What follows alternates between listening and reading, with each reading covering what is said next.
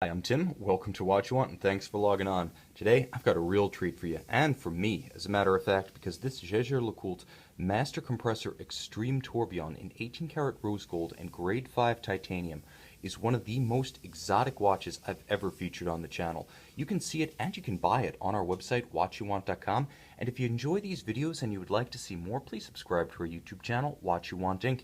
Now you can see this watch is larger than life, even though my wrist isn't. My wrist, 6 1/3 inches, 16 centimeters in circumference, actually supports this watch in decent ergonomic fashion. It feels secure. Because of the downward thrust of the substantial lugs, the watch does have a little bit of camber to its case. Now you can see how it actually arcs over and around the wrist. And even though it uses conforming end pieces on this beautiful Jaeger-LeCoultre multi-material strap, it actually wraps around the tight bend of my smaller wrist quite easily.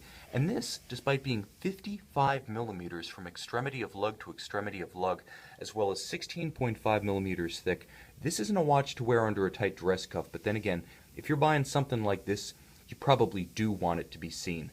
And hiding it under a sleeve would just not be fitting. It's out of character with the watch, and quite frankly, there's so much to see and enjoy on this watch, you're going to need every spare moment to take it all in. Now let's talk a little bit about the feel on the wrist. It's got enough substance to it without being overwhelming in its mass. I want to emphasize that the watch's inner carriage is made of grade 5 titanium, so that does take the absolute edge off the heft of the watch. In pure rose gold, this thing would probably help me build up a little bit more forearm muscle, but it's not a boat anchor by any means. Now, the bimetallic construction is beautifully expressed with the combination of rose gold and titanium. The contrast is outstanding, and from an ergonomic standpoint, again, it has additional dividends. Now, you can see the strap featuring calfskin in leather and a woven textile with contrasting double stitch is both attractive in as much as the contrast is much appreciated, and it allows a seamless junction with the actual flanks of the case, so it reads as all of a piece, but it's very supple on the wrist. Now the underside is a nice soft-grained, almost suede calfskin. I'd like to try to show the texture of that, but it's very much a suede texture and it feels like butter against the skin. This is JLC's third generation deployant clasp. The first generation deployant debuted in the early 90s. The second generation deployant debuted in the late 90s. Those were both single folds. Now the thing about a single fold is it has that huge up and over, that one big fold that can sometimes pinch a smaller wrist. By going to a finer double deployant, JLC allowed this to fit better on a smaller wrist than the older single fold systems, and you can see the finish of every facet, every side, every piece of this clasp is up to the standard you would expect on a high horology tourbillon. There's nothing machined, there's no burrs, there's nothing stamped bearing the marks of initial construction and assembly. This is entirely hand finished and beautiful for it. But going back to the case itself, this one of 150 piece limited edition Master Compressor Extreme Tourbillon was a 2009 debut alongside the Byblos limited edition of the same case and movement, but the Byblos, being titanium and platinum, was a little bit more sterile than this. It didn't have the warmth of the rose gold or the sunburst anthracite metallic dial. Again, with only 150 of these in the world, you're unlikely ever to see another, and I can tell you this is the first I've ever seen, and I see a lot of hot JLC. But the bottom line is that the combination of elements make it even more special than the bare numbers suggest. You can see the black date chapter ring. There's a gorgeous sunburst metallic anthracite dial at the base. Now, it glows warmly in indirect low light like the filtered light I have in my light box, and because of its sunburst texture and graining radiating out from the hands at center, it actually explodes with incredible dynamism in direct light.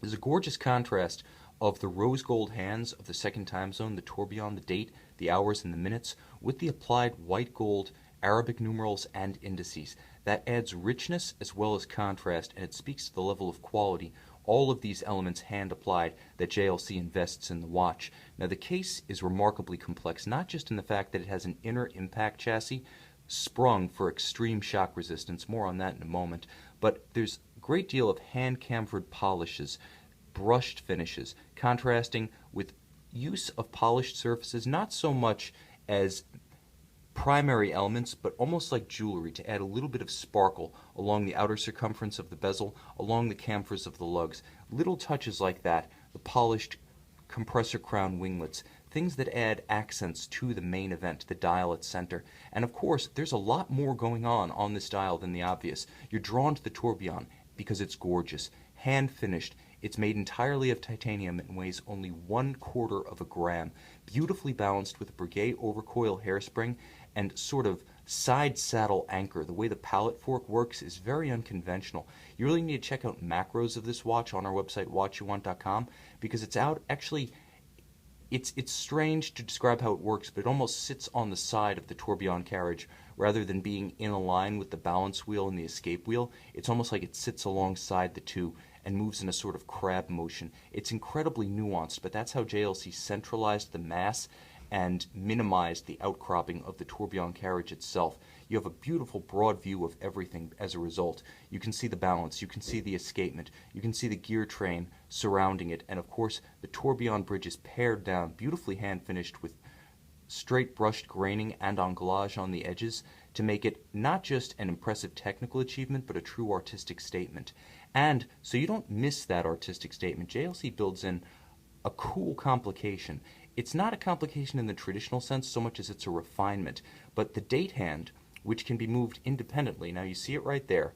I'm going to show you how you can move the date hand to demonstrate the jump feature. Now JLC understands that between the 15th and the 16th, there's a chance that in a conventional setup, you would have a blocked tourbillon carriage blocked by the date hand. What JLC does is they create a mechanism that in the course of a single night can be advanced, by the way, backwards or forward. But in a single night, it will actually make the jump from the 15th to the 16th. So you see how that works.